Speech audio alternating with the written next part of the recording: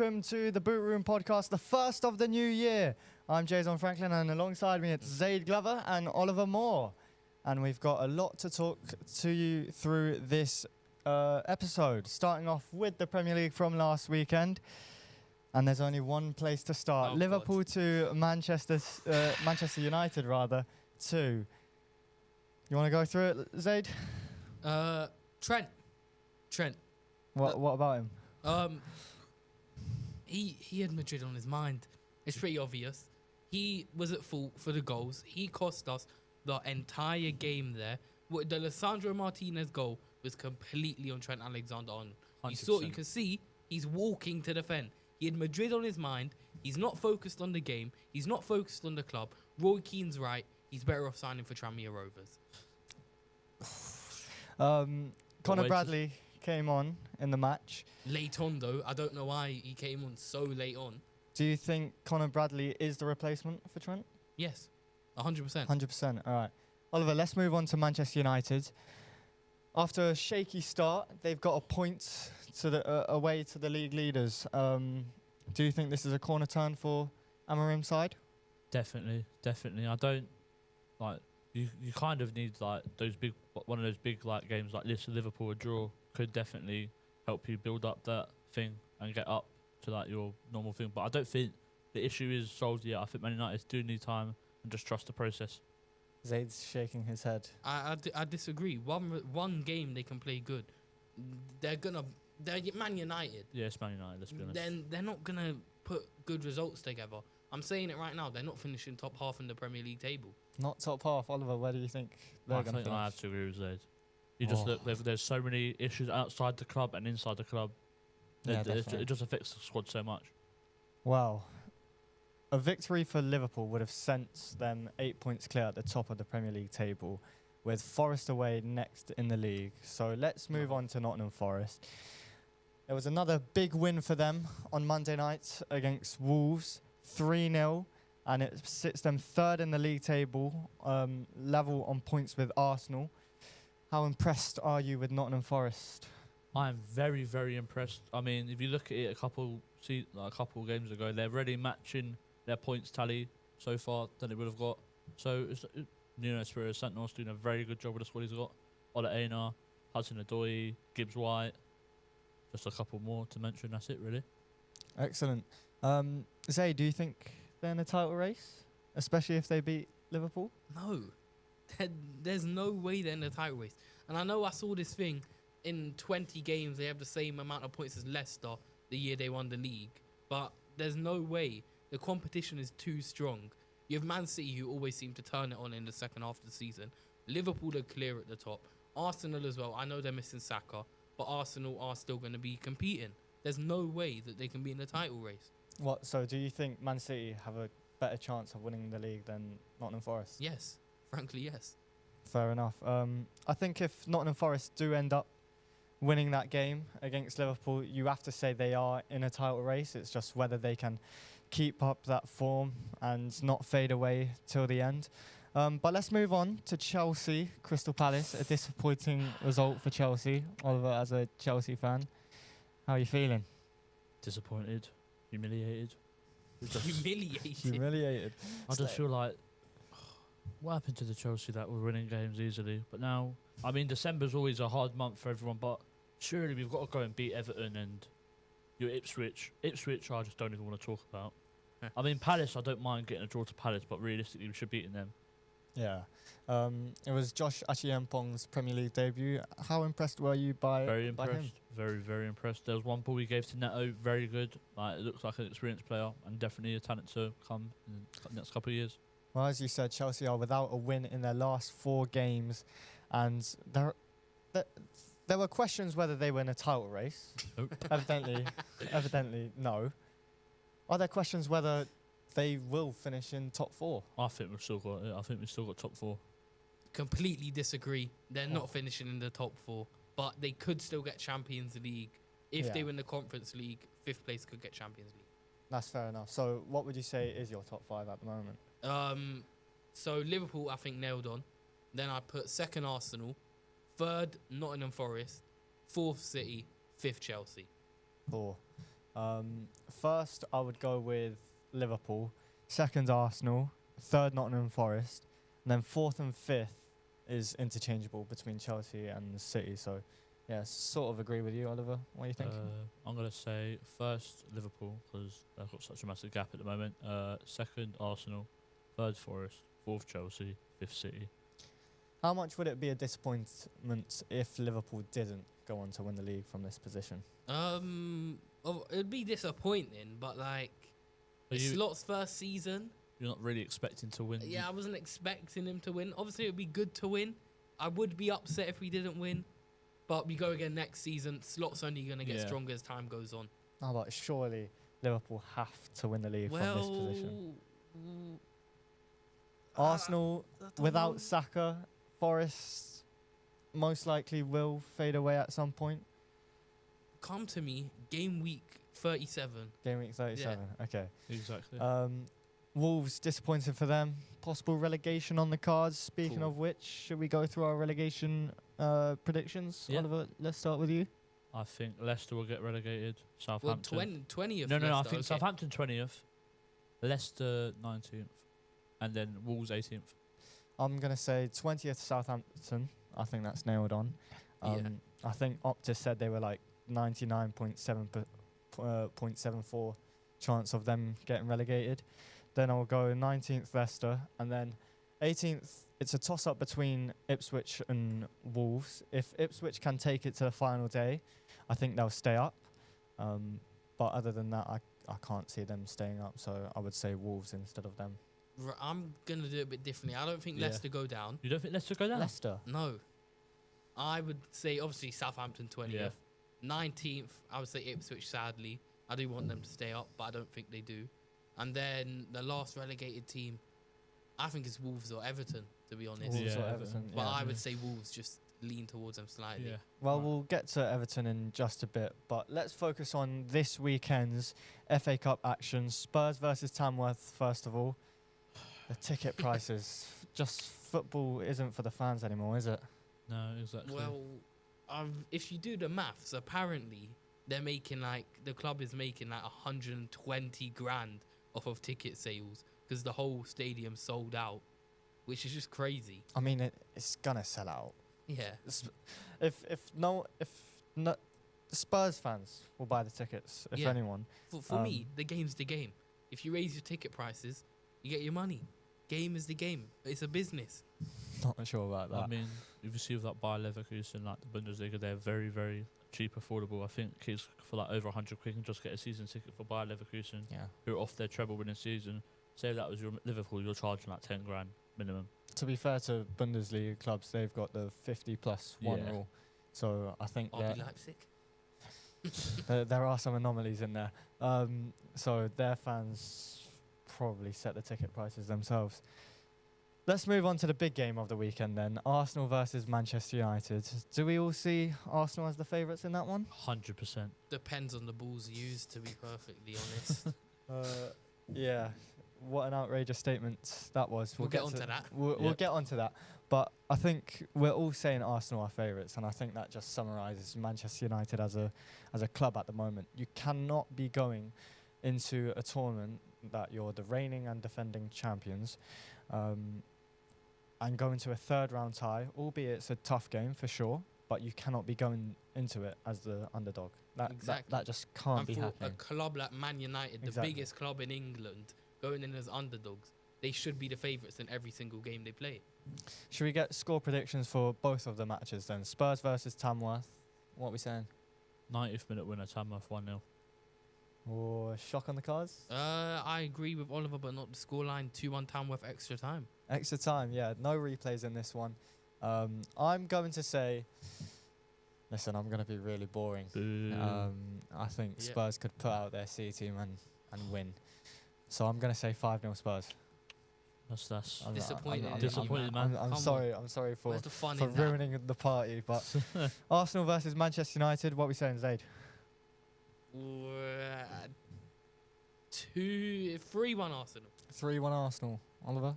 I think 2-1 Arsenal, but I think the longer the game goes on, Arsenal tend to score more late on. So I think Man United, do they want to win, they're going to have to score early.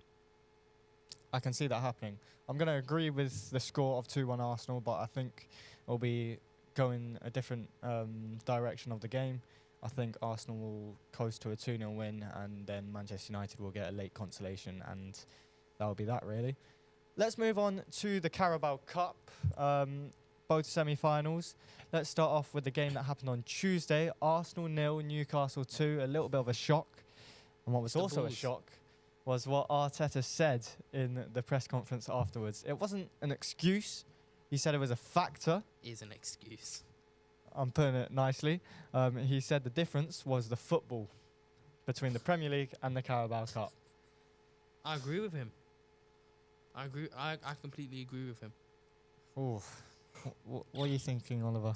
I mean, you can't really complain because they've won nearly every game. They beat Palace. They put a couple past Palace, 5 past Bolton.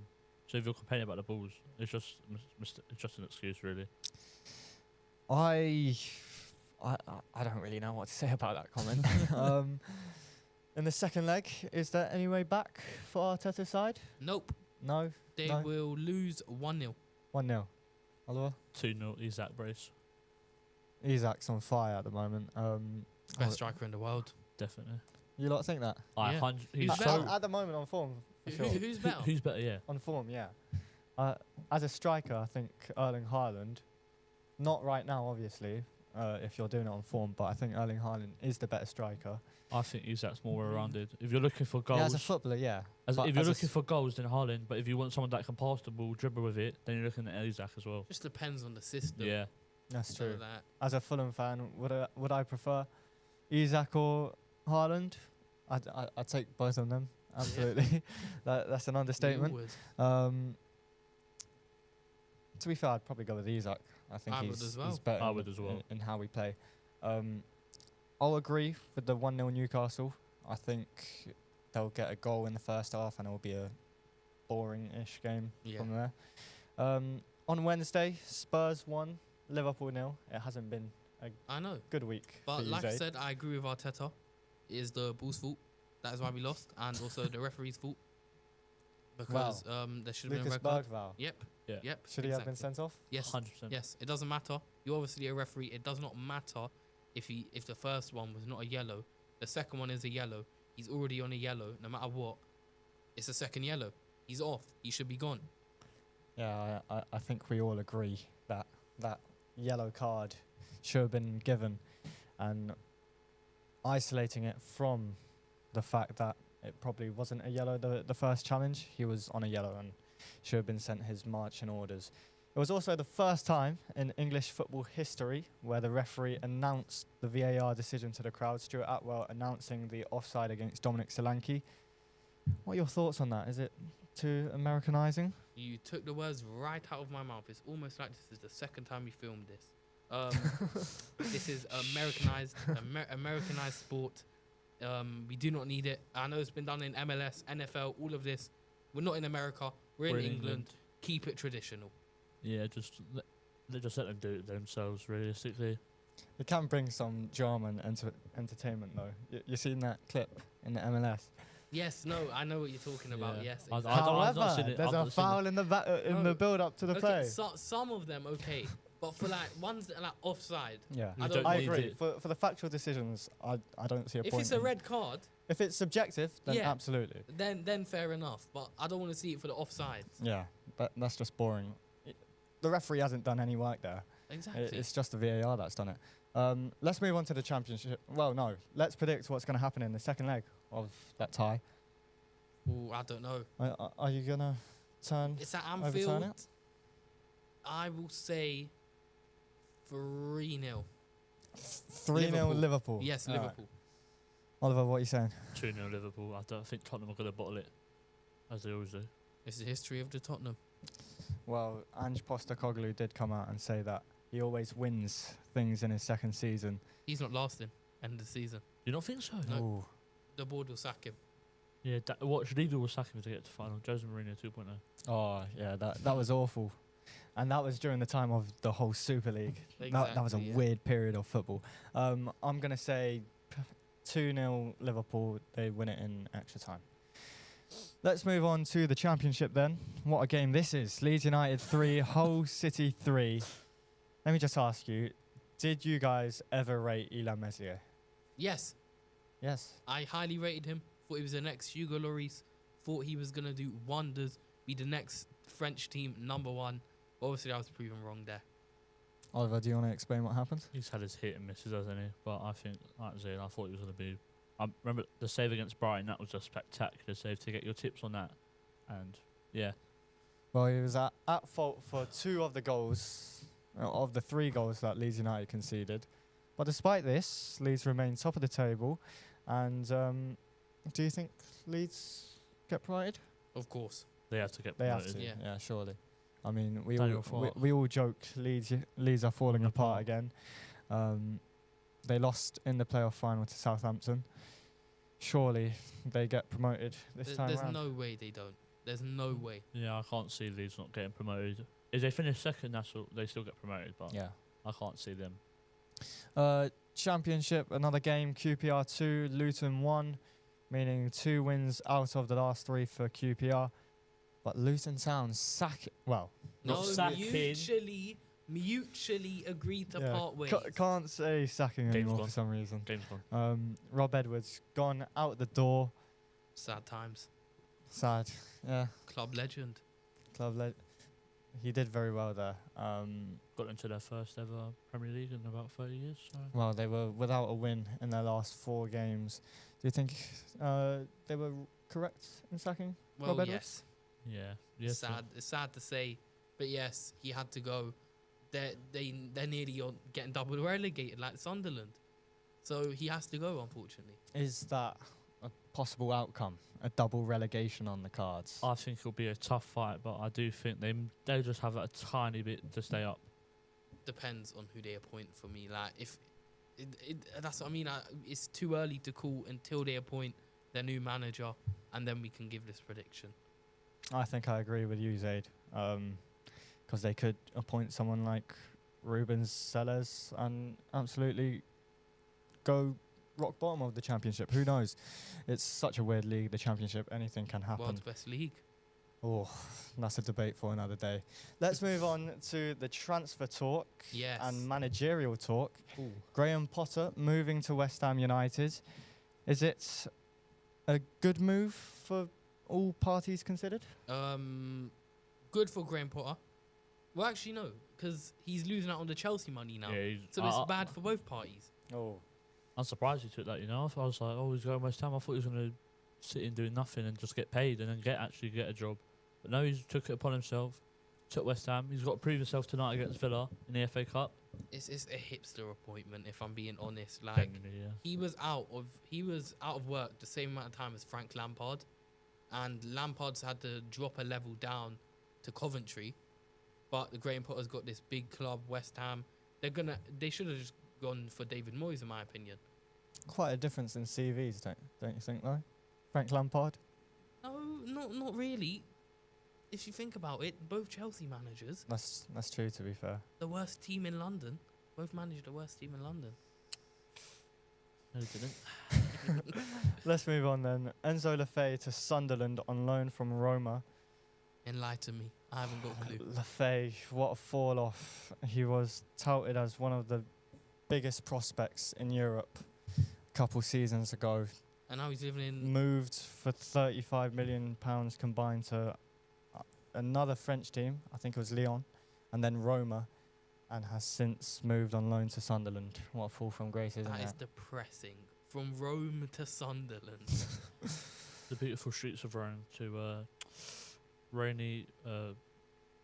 Sunderland. depressed. Yeah. Just Sunderland. Yeah, That's literally, what you you describe don't it. need to say Ju- anything. just No words to Sunderland. describe it. But Sunderland have a good team now. Yeah. Enzo Lefebvre, Joe Bellingham, Chris Rigg, and a lot of good players. And they're on a playoff push at the moment, trying to get promoted for next season. I hope they get promoted. I want Sunderland to go up. We need Sunderland back in the Premier League for me. Yeah.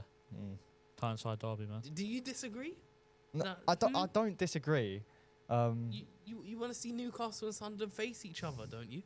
If that does happen, I want them to have 2 good kits on because I cannot bear watching a kick clash like we did in the FA Cup a couple seasons back. Yeah, I think Sunderland won't get promoted this season. Maybe next season, depending on the signings they make. They obviously lost a big talent in Jack Clark this season. It's just whether they've replaced him well. That's the thing. Let's move on to Omar Marmoush to Manchester City. He's been linked to a lot of teams, but apparently he's agreed a deal in principle with Man City. It's a strange move, this, to go from starting at Frankfurt to being second fiddle at Man City, because he's not getting in ahead of Erling Haaland, is he? Yeah, Haaland. No matter what you do, Haaland will always be the creme of the creme at the top. He's going to be like Julian Alvarez. He's just going to sit on the bench, not get much game time. Is what it is. I mean, I can understand it from the money point of view, but he had so many other suitors. Exactly. That would have paid him a lot of money as well. For me, you wait until the summer. You finish the season with Frankfurt. You wait until the summer, and then you have loads of teams still wanting you, and you make a big money move in the summer. No one makes these big money moves in January anyway. Yeah. I think he would have suited more to a team like Arsenal, who need a striker, rather than going to Man City to play backup, because Arsenal are really struggling for goals at the moment, especially in open play. And without Saka now as well. No corners. I think Marmoush would be not a better option than Izet, but a much cheaper option, because I don't see Arsenal forking out nearly 120 million quid on a striker. Well, if Newcastle don't get Champions League, Isak could they might be forced to sell someone like Isak for cheap as well. Yeah, that could be. That's a very good point, actually, Zaid. Yeah, that could happen. Let's move to the other side of Manchester United, and they will be listening to offers for Kobbie Mainoo and Alejandro Garnacho. It's been a weird season for Mainoo. Came back from the Euros, had a little bit of an injury, and hasn't done much since. What are your thoughts on Mainoo at the moment? I never really rated him, to be perfectly honest. No. That might just be me being biased though and being a hater of Man United, but I never really rated him. And if United want to sell him, he can go. He can get good minutes, hopefully play better, because he's been awful this season. What, so do you think it was wrong for Southgate to play him at the Euros? Well, we had no other defensive midfielders, so... Right, that's fair enough. Alejandro Garnacho. Oliver, do you rate him? He has his moments, don't he? He has his moments, but overall, I don't think he's that great as all these I think they over-exaggerate that bicycle kick. Put my hands up, that was a good goal, but that's only one good moment he's had in a United shirt. Overrated. Yeah, definitely. The only good moment. Definitely not a last-minute winner against Fulham. Kobbie Mainoo potentially to Chelsea. Is that what Chelsea needs? Nah, we don't need anyone. We need to get rid of Axel Disasi and Benoit Badiashile. If you're watching this, get out of my club. I don't think they're watching this, mate. You never know. They're always watching stuff. Tossing as well. Yeah. Let's stick with Man United then. Yeah. Rashford absent from training earlier in the week. Agents apparently held talks with AC Milan and Dortmund. An interesting story. He's obviously been absent from multiple matchday squads under Amorim. Which move do you think would be better for Rashford, AC Milan or Dortmund? Well, he's realistically, if he goes Milan, you have left wing, Leao's there. Striker, they have a few good strikers. So for me, Dortmund is the obvious choice for him, no matter what. Like, he's going to play left wing striker. Yeah, it feels like Dortmund quite like having an English player on their books. Bellingham, Bino Gittins, who's doing really well. Sancho, who went over there and started off his career. Absolutely. I think Dortmund would be the better move as well. Yes.